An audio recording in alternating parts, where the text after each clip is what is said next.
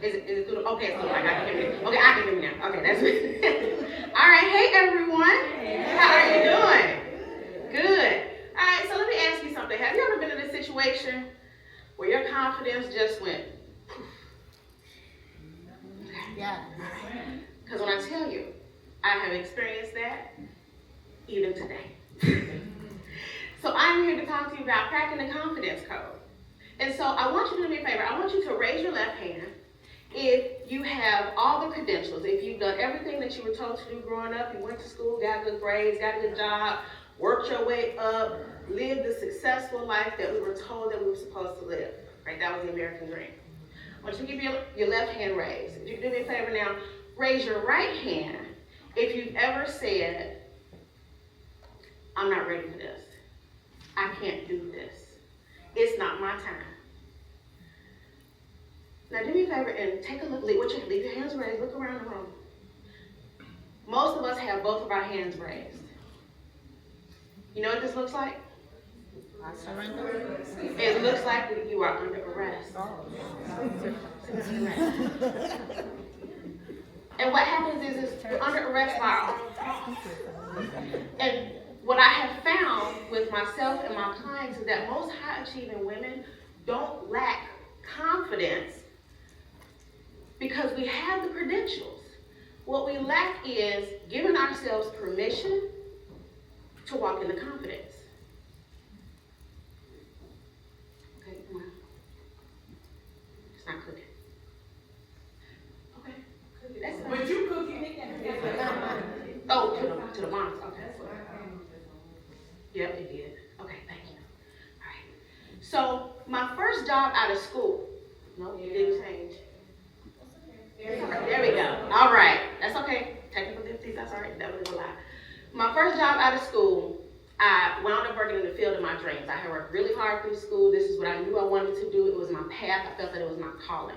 And so when I got there, I did all the things I was supposed to do. I was getting ready to prove myself. I was on fire.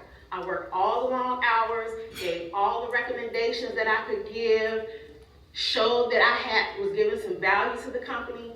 But most of those recommendations, most of those recommendations were like they went on deaf ears. And so what did I do? I doubled down, I worked harder. Same thing. And so what I started to realize that there was a pattern in this place of which suggestions were minimized and which ones weren't. And so I said, okay, maybe I'm being too confident or intimidating. Maybe I need to tone it back a little bit. So that's what I did. I tried to edit myself, be a little bit more palatable, change my tone and delivery and things of that nature. But you can imagine when you're a strong-willed person and you're used to doing a lot of things and being an achiever, that can only last so long before you get frustrated. And so I found myself where I got frustrated. And I am not a crier. So one day I wound up leaving that job and I was sitting in the car and I started crying. And I said, you know what is wrong with me? Adrienne, when did you start playing small? That's not who you were created to be. And at that point is when I realized that I was letting the environment that was around me impact who I was and my confidence. And I was acting on that. One right there? All right. So when I left that job, I fell into the mental health field. It was the best job I ever had. Worked my way up, went into work and managed different clinics around the city of Chicago, managing teams, improving revenue. I did all the things to just continue living the American dream. I even at that point started a business. But for some reason, in that business, I was kind of in and out of it. I liked it, but I was still kind of tied to that corporate mentality. And so when I kind of sat back and thought about, well, why am I still going in and out? And that's when I remembered something in mental health, something called encoding. And encoding is when the brain takes, it records the experiences that we have had over the years. And what it tends to do is it takes them and then it develops our belief. And when we have a certain belief system, that impacts our behavior. And so I said, okay, that's probably what's going on. That's why they say it's really important who we hang around, what we say, and what we do. Words do matter. And so this is where the confidence code comes in. Confidence is not being scared. It's not even being ready. It's about conditioning yourself when you get ready to choose to take that step into something that's uncomfortable. And you do that by rewiring your behavioral DNA. Your behavioral DNA is a combination of your thoughts and behaviors and how you're aligning yourself. And so if you ever want to shift into that, shift your confidence, you need to be able to be really honest with yourself. The first one is noticing what your default patterns are. So we have a tendency of when life happens, when pressures hit, certain patterns show up for us, right? And a lot of times, we know what to say, we know all the PC terms, right? How to act and things like that, but there are certain behaviors that still show up that other people may notice that we don't. And so we have 4 types of responses or reactions that we can give. It's not there we go. So the first one is control. We double down and want to control everything around us, right? We start micromanaging, we might want to work longer hours, trying to prove ourselves, just staying stuck in that pattern of, I don't even be bothered with the pressure that's around me. The next one is charm. Sometimes what we do is we try to charm our way out of things. So if we want to start a business, we talked about pitches earlier with Precious, but sometimes when pressure hits and it gets real, we charm ourselves out of it. The pitch softens to the point where no one even knows that you're trying to sell them anything. Not just in tone, but you just don't ask. Next, next we comply. That is when you kind of you go with the flow. You stay still, you don't do anything, you don't launch your program, you don't launch anything that you've been working on for the past 6 or 7 months. None of that happens.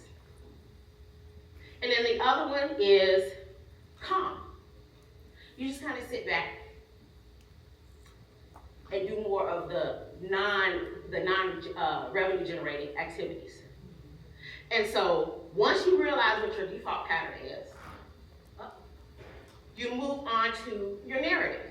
So a lot of times we're hesitant. There's a thought that is running through our minds. And a lot of times we'll say, oh, I'm not thinking anything, there's nothing. No, there is. Hesitancy comes with some statement. And so at that point, we have to ask ourselves, what story is really living rent-free on repeat in our head? Or that belief that is deep within. So this is when you start doing the inner work, right? This comes with even more self-awareness, because now you have to be real honest with yourself. The last one is alignment. Once you figure out what that narrative is, now you want to align yourself with who you were called to be, who you're becoming. This is where self-awareness meets self-trust. Another way to look at that is, well, what you need to do at that point is ask yourself, what's another way to look at that? When you start to reframe something, you also want to make sure that you don't get into a judgmental mode. Starting route to home. You don't want to get into judgmental mode. It's just simply just recognizing what you do, what the thought is. So that way you can accurately and appropriately say to yourself, who do I want to become? But just like a tree, if a tree is dying, sometimes what you got to do, you got to dig it up from the root. So if you get nothing else from me today, in order to build your confidence when you're in those uncertain situations, you want to recognize those default patterns and behaviors that you have. You want to ask yourself, where is that narrative coming from? And then you want to align with what's true so that you can be the baddie that you were created to be. I want to thank you. If you can do me a favor, scan the QR code, enter empowered into the box, and then share your questions, any aha moments, comments, or things like that.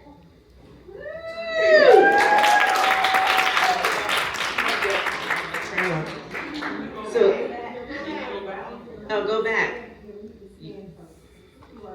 It's here. This room is blank. It's not me.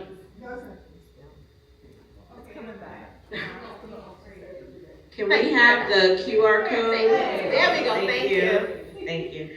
All right, so Miss Adrienne, why is it so important for us to give ourselves permission to show up in our full brilliance and confidence? Because that's what we were created to be. God called us, God put us here on this earth for a reason, right? And it's to do certain things. And if we don't give ourselves permission to do that, we will be out of alignment.